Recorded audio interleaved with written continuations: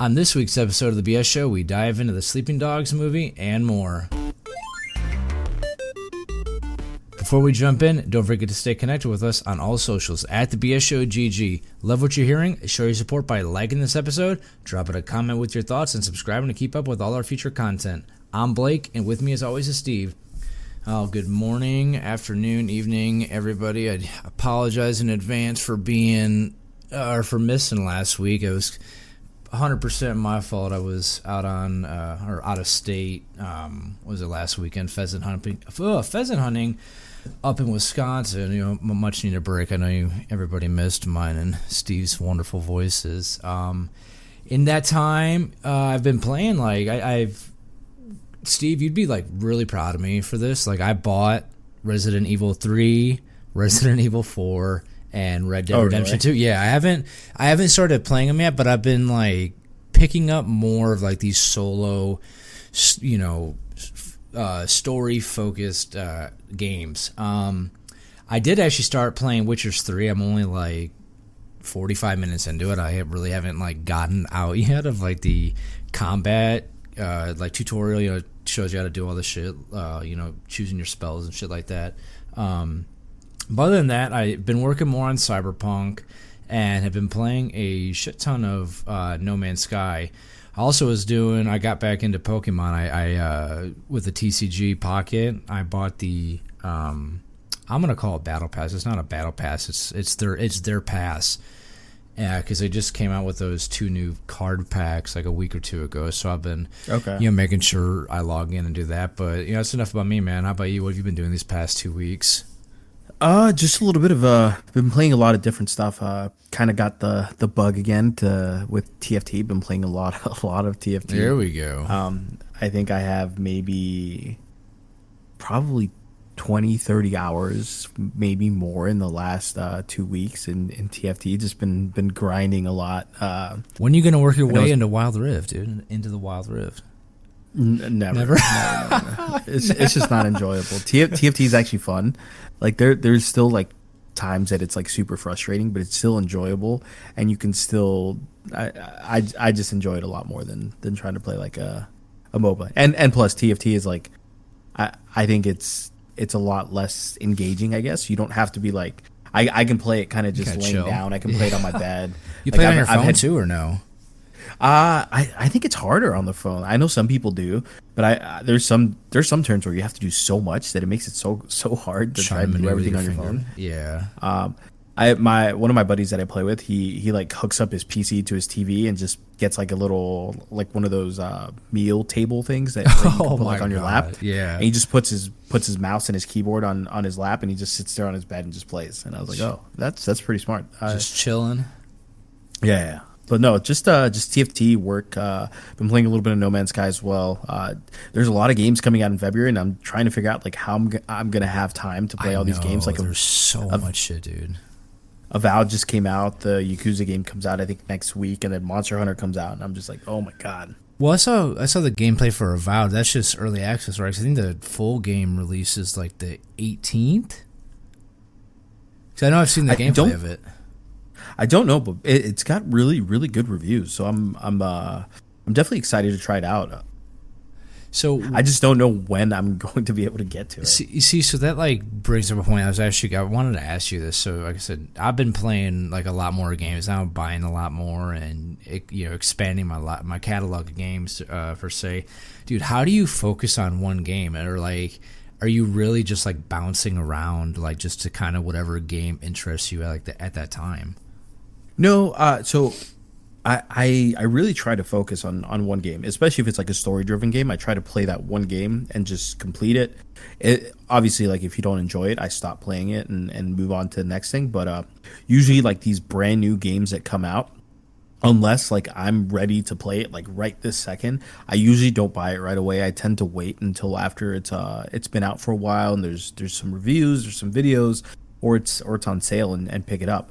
But there are games that it's as soon as they come out, I'm buying it, I'm playing it day one, and it is what it is. We're just gonna figure it out. I may be playing another game, but I'm trying to build my schedule around the release date for this one game. Yakuza, when it comes out, I'm buying that game, I'm playing it, and that's it. Like I'm gonna figure everything else out after that. Yeah, like what I noticed with Cyberpunk, because we played a lot of it the other week. It was like, so like when I went from like Cyberpunk to No Man's to Witcher back to Cyberpunk, I was almost like forgetting like how to do everything in the game. So it's like you almost like when it is that story mode kind of game, it's like you have to like keep playing it until you finish it. Otherwise, it's like so easy to get lost in where you were at or like what you were doing.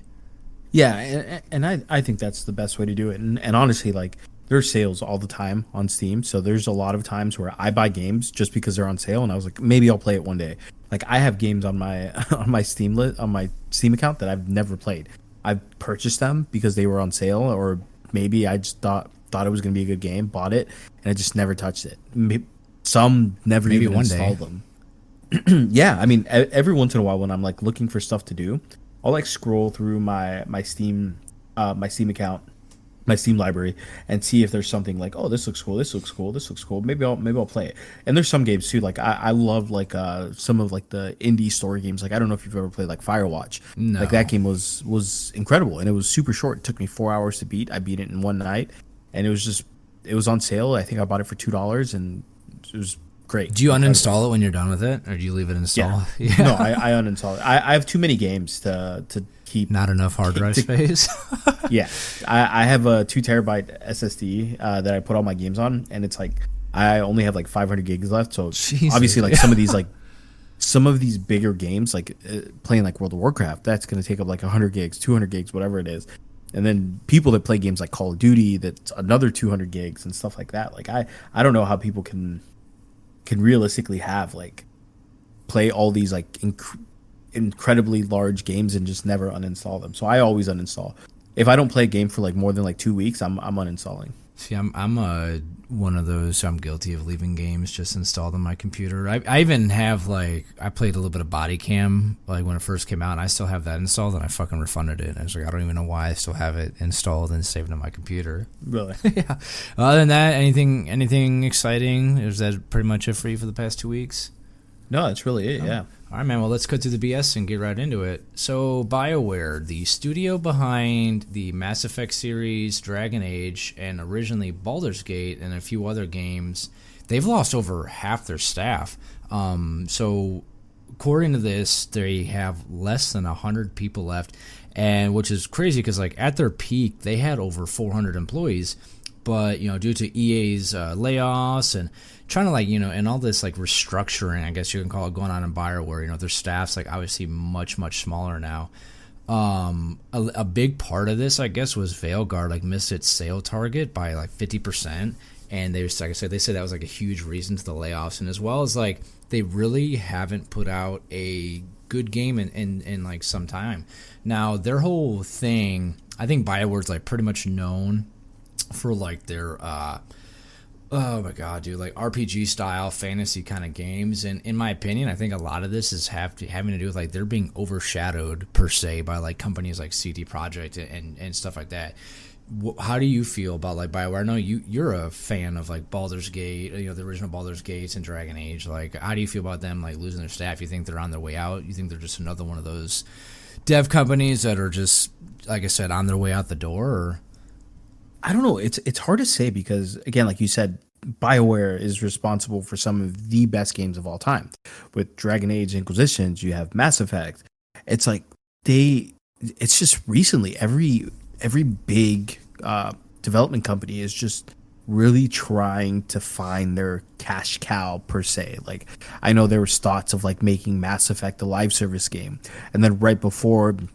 Actually, not right before, but probably like it feels like it was like recently, but I think it was maybe like 10 years ago. I don't know if you remember the game Anthem. Yeah. It was like BioWare's response to Fortnite, basically a live service Destiny-like game, looter shooter that just riddled with microtransactions and all this other stuff. And again, it died almost instantly. Like there was memes online of like you'd go to GameStop to like buy a game, and they would basically say, "Oh, you can have this half off, but you have to take Anthem." And people are like, "No, I'm not taking that." And it's just like stuff like that. It's like I think we live in a world nowadays where people don't tend to forget like your mistakes from the past, And we're back in the day. It's like you mess something up. It's like people would forget, and then eventually you drop something else, and people would move on. But like now, well, it's not like everything was blasted all over the internet and shit like that either, though. Yeah, true. I think there's a lot more information available for everyone, not nowadays for sure. But it's like you like mess up one time, and then people remember. Next time you do something, you mess up again. It's like, oh wow, we're just not gonna trust you. And I think I know we talked about it when the trailers came out, but like the trailers probably didn't help it at all. Like it's not the whole aspect of like go woke or broke, but like I think people are tired of people pushing that agenda onto people that really just want to play a game to escape. Like people that play games don't really want to see politics in the game, especially not anything like that. Yeah, especially like when they force it down your throat. I wonder if this is a case too of like these companies trying to do games that are what necessarily like they're not known for. Like you said, like with Anthem, like just fucking garbage. Like I said, Bioware. Why even try to go into that kind of field, when like I said, you're known for like fantasy and RPG style games. It just doesn't make sense to me. But then you have the mess up with Veilguard, and it's like this is literally their bread and butter, and they bonked it here.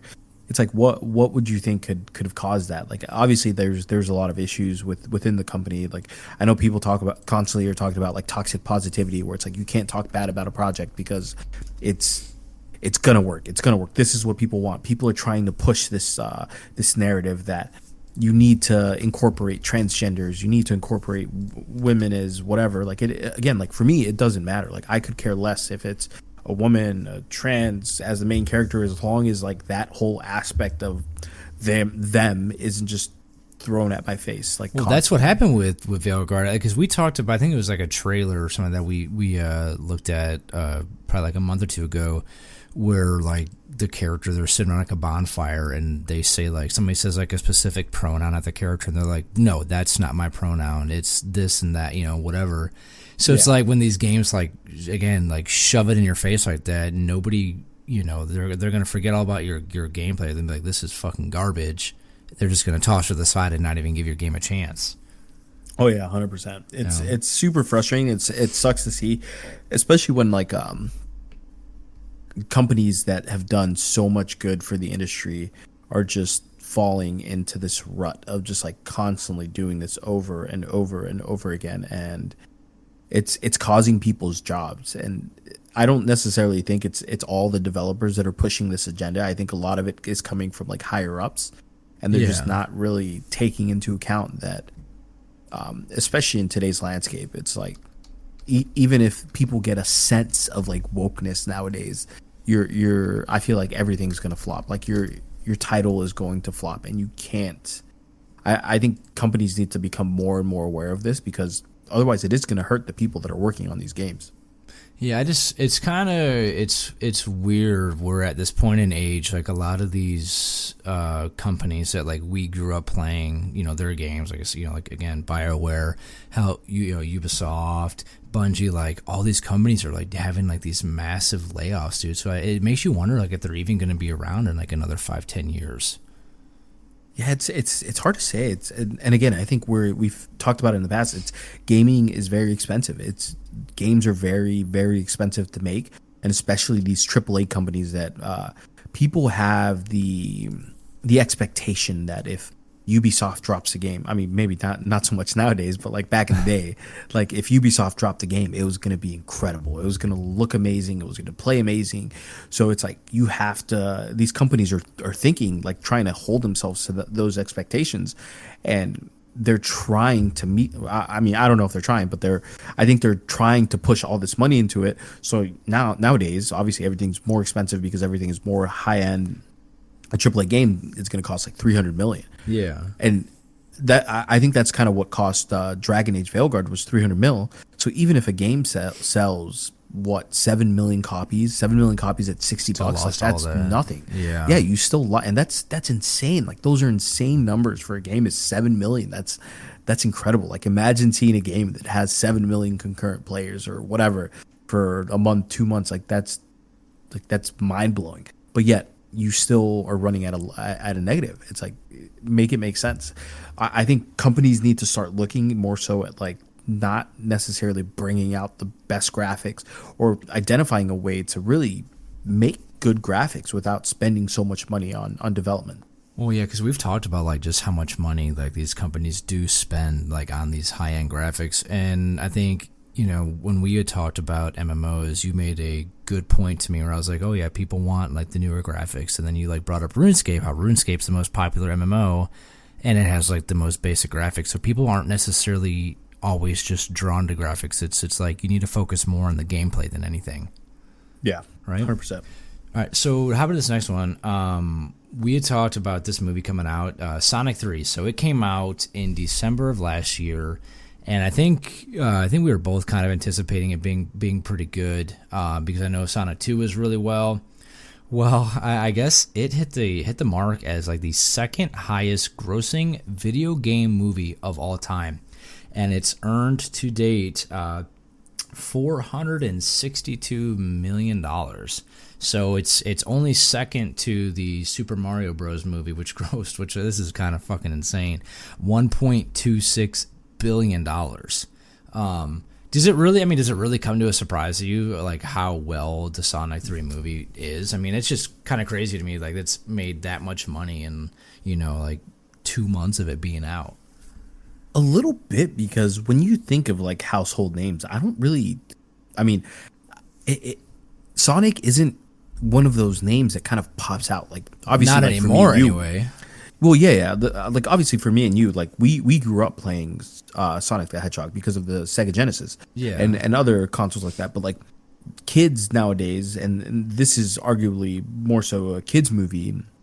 It's they haven't really gotten to experience like Sonic outside of the movies. I would say I'm pretty sure the movies have done a great job at pushing the newer Sonic games to the younger generation, but outside of that, it's like I was very, very surprised. Like obviously Keanu Reeves is a big name, Idris Elba is a big name, and they're gonna push it out into the ether a little bit more. And I think a lot of people that are going to see the Sonic movies are probably older, our generation, that are taking their kids or stuff like that, and their kids are getting into the movies. And I think people really have enjoyed Sonic 1 and Sonic 2. So when Sonic 3 came out, I think there was just already like a whole lot of hype. Obviously, like Shadow is a huge character. People love Shadow. So when you got to see Shadow for the first time, like I remember when I saw it, I was like, oh, this is crazy. Yeah. Like this looks super cool. And then you find out it's Keanu Reeves, and it's like, okay, yeah, now I'm even more interested. So I'm not surprised. I think I'm more surprised that the Mario movie did as well as it did, because I didn't think it was that great. Dude, Callie has that whole like Peaches theme song like just like memorized, bro. we've personally probably watched that movie like 3 or 4 times. That's crazy. Yeah, I when I first saw it, like I thought the animation looked kind of weird. I wasn't a big fan of Chris Pratt as Mario, and I just think they could have done a little bit better. But yeah, the fact that's like the biggest video game movie of all time is crazy. But obviously Mario, huge name, so it kind of makes sense. Now, do you plan on watching Sonic 3? Yes. I'm just waiting for it to come out so I can rent it and watch it. I don't. Have they put in a release date yet for it to be on any streaming service? You know? I don't know, but normally movies within it like takes a month, few months, right? No, within like a month and a half, you can usually rent it for like $20 on Prime. I'm trying to see if I can find. Oh, okay. So it's. I just looked it up. It says in mid-March it's going to be available on Paramount Plus, or you can buy it to stream it on like Apple TV and Prime Video. Yeah. Okay. Yeah, I'm gonna check that. I think Callie would like that. Sorry, what were you gonna say? No, so usually like newer movies, like within a week, 2 weeks nowadays, you can buy it or rent it from Prime or Apple TV for like. So you can buy it for like $25, or you can rent it for like $20. So see, but this is saying though it's available to rent or buy digitally on January 21. So it's like, what is it? Yeah, so you should be able to buy or rent it. Yeah, well, I'm just saying, like I just looked it up, and it's saying maybe that's just it's going to be streamable then for free, and then you can still buy it now. You can buy it now to watch it, or you can wait until mid-March and it'll be available for streaming. Yeah, I think that's what that means. I'm a fucking idiot. Do you think that they need to make more video game movies with how good these are doing? I know, what was that Borderlands movie kind of fucking flop, but like I enjoy seeing movies of like games that like we played when we were kids. I would love to see more video game movies. I think video games have some of the best stories ever, and it's hard to say because like I think some video games would do better as a TV show rather than a movie. Yeah, because the story is so complex and so long, and you really want to be able to tell the story well. I think where people struggle, and granted, I think some people prefer it the other way. I would prefer if you make a video game adaptation or like a movie adaptation of a video game to be the exact same story as the video game, because it's like people already enjoy that story and they want to see it a little bit differently rather than just trying to create a whole new story, a whole new universe, whatever it is. I think that's where it gets kind of a little convoluted. Wasn't that where Borderlands fucked up was? Is like people are like, this is not the same fucking thing. Yeah, Borderlands did that. Uncharted did that. There's a lot of video game adaptations that have done that. And honestly, like I think some of these, like Borderlands, granted, it doesn't have. I'm not the biggest Borderlands player of all time ever, but I played a couple of the games, and it's one of those games that doesn't necessarily have like the most captivating story for sure. I think the gunplay is probably the more exciting thing, but it's like even then, it's like. You're doing a movie about a game that has like a million different types of guns and you only show like 2 or 3 guns.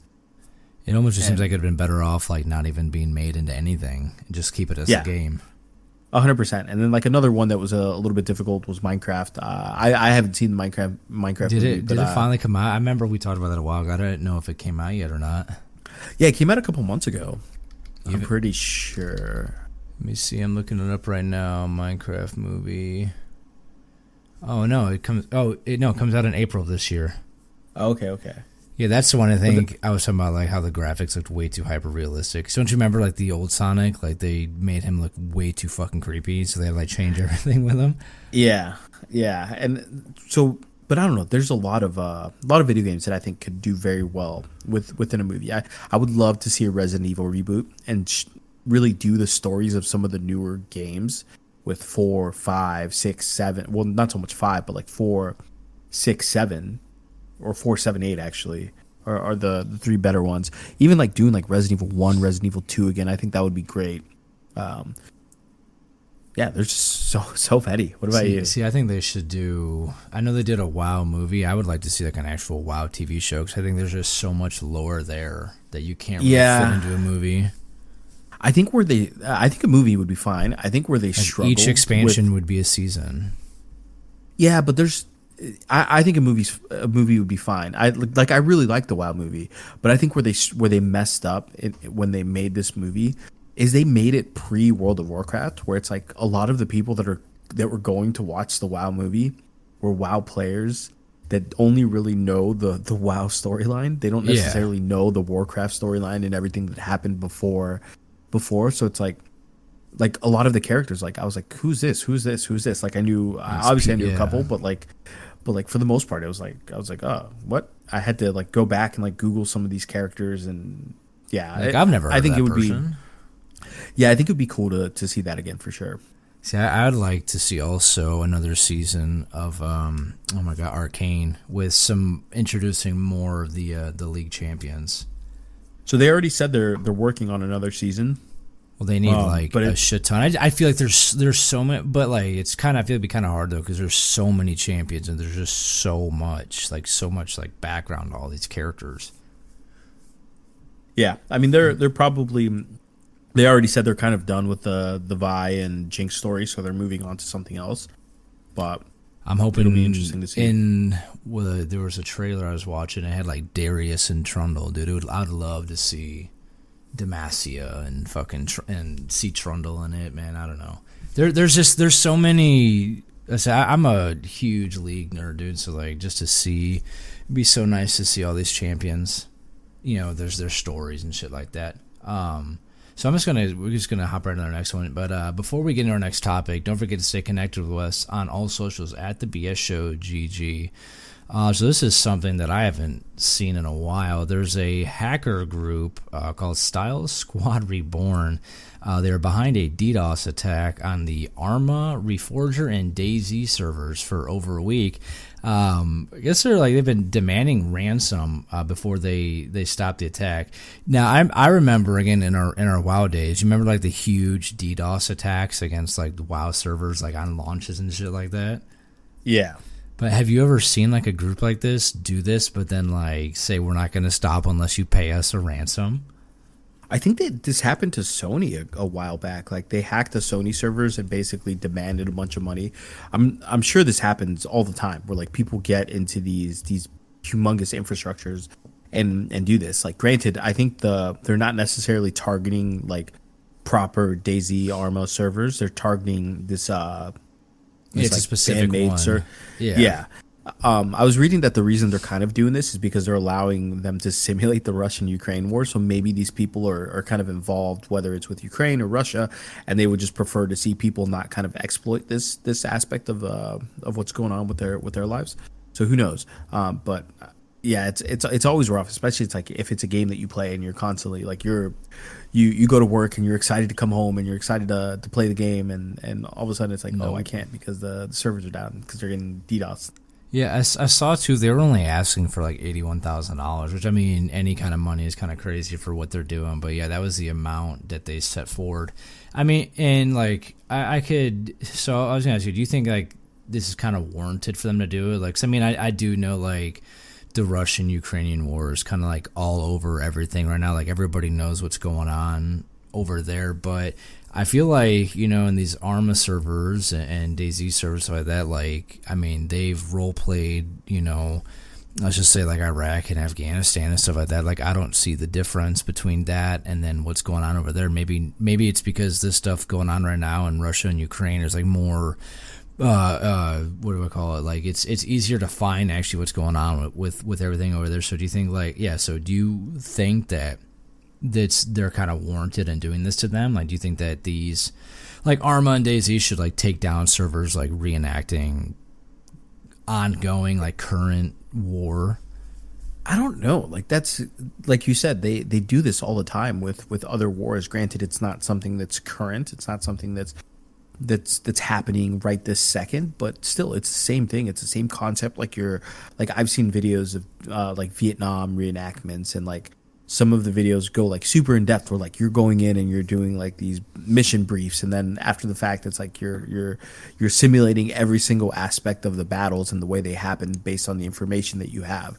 So it's like there's stuff like that, and it's like if you want to stop them from simulating what's currently going on, then I think it makes sense to just stop everything. Like Arma is already a war game. Like you're already simulating shooting each other. I don't necessarily think it warrants the attacks, but obviously people feel differently. Like if they feel it's disrespectful to them, then obviously they're going to do what they want to do. Yeah, but what do you really expect in like a war simulation game? Like, you know, it's gonna. Exactly. War That's what I'm saying. Yeah. So I mean, I could understand the frustration, but like, come on.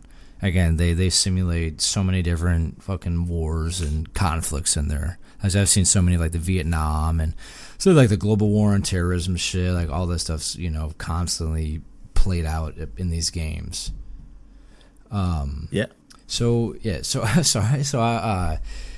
To talk of here about another game that's really known for its mods, Baldur's Gate 3. I think we talked before, like they've got like thousands and thousands of mods. Well, they put out a teaser level for a custom campaign called Forsaken, which is supposed to be a WoW-inspired custom campaign. Now they plan for it to grow into like a full mod. Did you happen to see like that trailer at all, or the teaser level for it? Yeah, it looks cool. It's you start off as like an undead and you kind of work your way through it. It's very interesting. Like I love Baldur's Gate. I think it's such a fun game, and the way that you can play the game differently each time based on like just doing little things, I think is awesome. Like I think it's a very good interpretation of what like D&D is, but in a video game aspect. So I think combining two worlds that I already love is I was in as soon as I saw World of Warcraft Baldur's Gate. I'm curious how they turned that into like a turn-based style campaign. Like I don't know. To me, it just I don't understand how they're going to make it work. I mean, it's the same way Baldur's Gate works currently. It's you go in, you cast your ability, and then you wait for the opponent to react, and then based on their reaction and what you did, you roll a dice, and if you roll high enough, you get to make the action. If you don't, Yeah, but do you think that would work in a World of Warcraft kind of world? Yeah, 100%. I mean, if you think about it, World of Warcraft is just an RPG. It's an open world RPG that. Well, yes, but when you bring it down to like its very like basic core, it's an RPG that is open world that has multiple people in it. How are RPGs played before games like World of Warcraft and other games like that? They were all turn-based RPGs. So if you really think about it, it's like this. I think this is perfect. It's like it would work seamlessly. Like obviously, it would be hard to digest if you're like a current WoW player and it's like you're thinking that this is just going to be WoW in Baldur's Gate world. No, yeah, that's what I'm thinking. This is Baldur's Gate in a WoW world. It's just a WoW aesthetic, I would say. So have you really ever gotten into the mods with Baldur's Gate? Because we played it I think once before, but I haven't honestly touched it since then. But are you really big into the whole mods that the game has? No, I've only done one playthrough so far, and it was just a straight playthrough. I didn't do any modding, nothing. But there's some of the stuff that I've seen looks super cool. I would definitely be interested in doing it again. It's just Baldur's Gate takes so long and it takes so much time that it's like for me to have to be able to put in.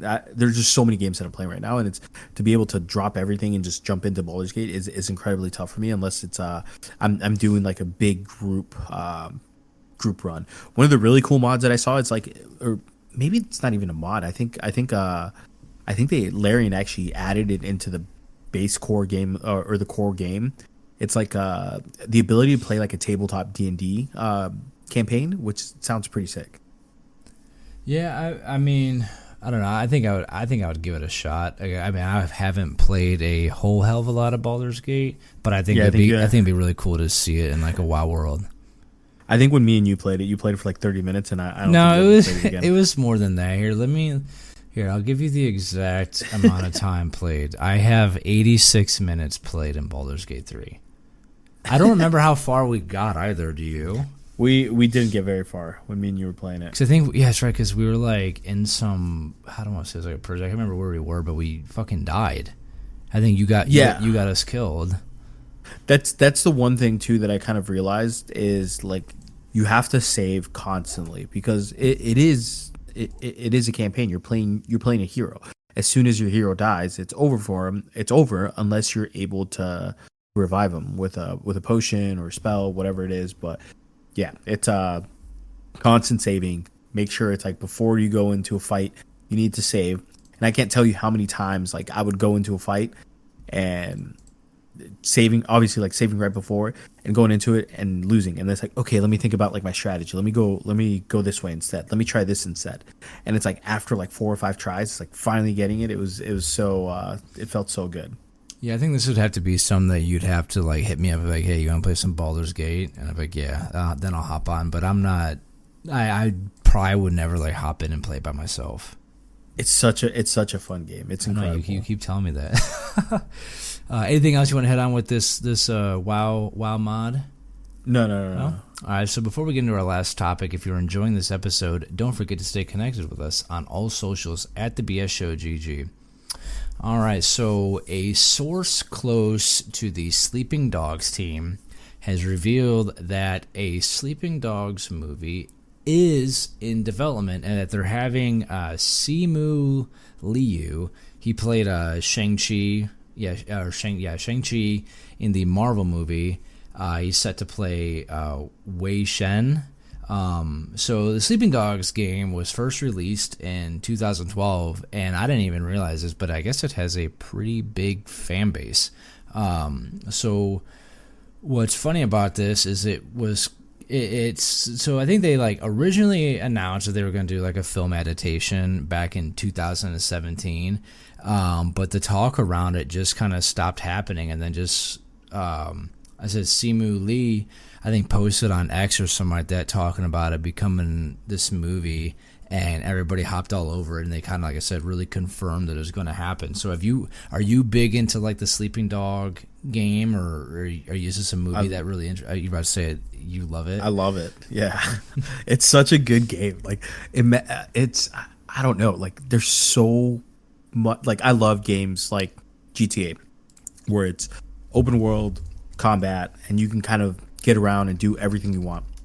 This has such a good story as well. It's like you really get attached to a lot of the characters, and the combat feels really, really smooth. It's like it's a martial arts type GTA. It's like it's based around like fighting and all this stuff. There's like one of the really cool concepts is like there's little like gyms that you go into, and if you finish the challenge, you get you learn new abilities, and it turns you into like this crazy like martial artist. But it's basically like you're playing this a cop who goes underground or who goes undercover into the Japanese Yakuza. It's such a fun game, man. Like it's almost always on sale, so it's definitely a game that like if you're looking for something to do, pick it up, buy it, play it. It's incredible. I think I'm gonna. I wonder if it's on sale. I'll see. I'll have to check after we're done today. See if it's on sale. Pick it up. I did see. I was when I saw this. I did watch a few trailers of the game. I was like, oh, that looks like something that might interest me. It's crazy like how many game movies like that are like being announced and like coming out. I know you said like you wish more would do it, but it's cool seeing again games that like you've played before, like with these movies coming out with an adaptation of them. Yeah, this would be such a cool movie to see, and especially with Simu Lee attached to it. Like I know he's very big on making sure that the representation is correct. Like this is very much so an ode to Japan. It's the Japanese underground. You have there's a lot of things that kind of come into it from, or not Japan, sorry, Hong Kong. There's a lot of things that come into it that need to be represented correctly to really captivate what the game is trying to portray, because it's like there's so much like Chinese culture that's wrapped around this game, and it's like if you mess one thing up, it could potentially like ruin the game. Like just little things of like how the triad does thing, and how it's like you can't do this because of this, you can't do this because of this. I'm super excited. Yeah, I think this is going to be another one that I have to watch. I mean, I got a list of like these game movies that I need to make sure that I watch. We got, like I said, Minecraft when it comes out. I'm going to have to watch Sonic, and then I know they don't have a release date for this yet, but I think I'm definitely going to have to pick it up and watch it. I think you should play the game for sure first. I said if I see it on Steam, I will 100% pick it up, because like I said, I'm getting more into this. So let's see, they have it on, it's not on sale, it's only $20. Do you think it's worth the $20? I think so, but there's always deals. Like that's one of the things, like especially games like this, it's like it's the likelihood of it being on sale one day is incredibly high. Yeah, I'm just trying to look this up on Steam. Yeah, it's the definitive edition. Damn, there's a lot of DLC for it too. I just found it for $3. What, the game? So I can send you the link after this. Oh my god. Well, anything else you want to talk about for this, or no? No. All right. So some upcoming games. So Avowed is set to fully release on February 18th. I guess if you had the early access, that's when you were able to play it on February 13th. The game you're looking forward to, Steve, the Like a Dragon Pirate Yakuza, coming out February 21st, and then PGA Tour 2K25 is coming out February 21st as well. Some games that you need to check out on Steam that are on sale at the moment. You got Baldur's Gate 3 is 20% off at $47.99. You got Ark is 45% off at $24.74, and then Overcooked 2, a favorite of mine is Steve's, is 75% off at $6.24. And that's it for today's episode of The BS Show. If you enjoyed the unfiltered conversations, make sure to follow us on all socials at The BS Show GG. We appreciate you listening, and we'll be back next week with more straight talk. No BS.